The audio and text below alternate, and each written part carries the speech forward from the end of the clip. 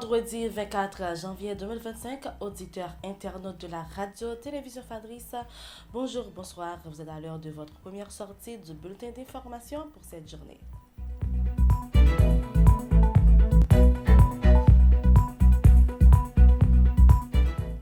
Centrale Gourde 20 pour $1 américain est le taux de référence calculé par la BRH pour ce 24 janvier 2025.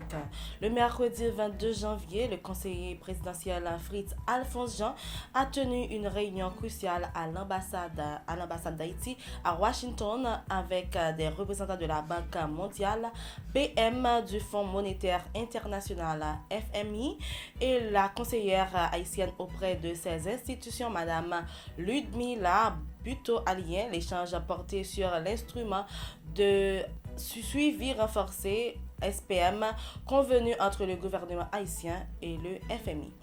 Des jours sombres attendent la région métropolitaine de Port-au-Prince et ses environs. En effet, selon plusieurs sources généralement bien informées, les membres de la coalition Vivre Ensemble préparaient à attaquer sur tous les fronts de la population des zones susmentionnées pour faire face à cette situation.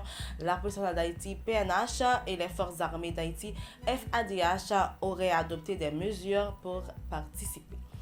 2 morts et plusieurs victimes enregistrées lors de la manifestation organisée le jeudi 23 janvier à l'Arcaïe. Ce mouvement a été organisé pour protester contre la nomination de Rodrigue Paul comme vice-délégué de l'arrondissement de l'Arcaïe. La police nationale d'Haïti, PNH, présente le nommé Venel Calix, âgé de 55 ans, arrêté pour plusieurs chefs d'accusation, dont braquage, détention illégale d'armes à feu, vol de véhicules. Lors de sa première audition, le nommé Venel Calix a avoué pour la police qu'il participait au vol de véhicules et même tenté d'ôter la vie d'un citoyen avec son arme à feu lors d'un acte de braquage. Le MCFDF et le PAM renforcent leurs liens en vue d'accompagner les femmes et les filles frappées par l'insécurité alimentaire en Haïti. La ministre à la condition féminine et aux droits des femmes, Mme Pedrika Saint-Jean, a eu une fructueuse rencontre avec la représentante et directrice pays pour le programme alimentaire mondial PAM en Haïti, Wanya Karia Nodo à Delma 83. Sur le plan international,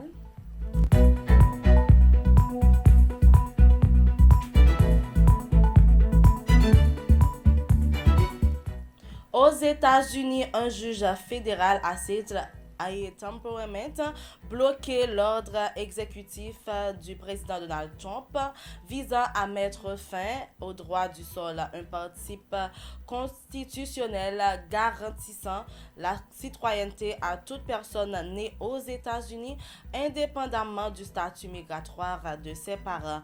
Le juge John du tribunal de district a statué en faveur de plusieurs États, dont Washington et l'Arizona. Canada, syndicats et personnel politique réagissent aux fermetures d'entrepôts d'Amazon. La multinationale ne donne pas raison officielle pour expliquer ces fermetures, mais plusieurs intervenants soulignent la récente syndicalisation d'un entrepôt au Québec. 7 policiers de San Antonio, au Texas, ont été tirés par un suspect barricadé dans la soirée du mercredi 22 janvier, a déclaré le chef de la police de la ville. Le suspect a été retrouvé mort des suites d'une blessure par balle, a-t-il ajouté. Auditeurs internautes de la radio-télévision Fadi, c'est la fin de votre bulletin d'information. Merci de l'avoir suivi. C'était avec vous, Vanessa Cédouane.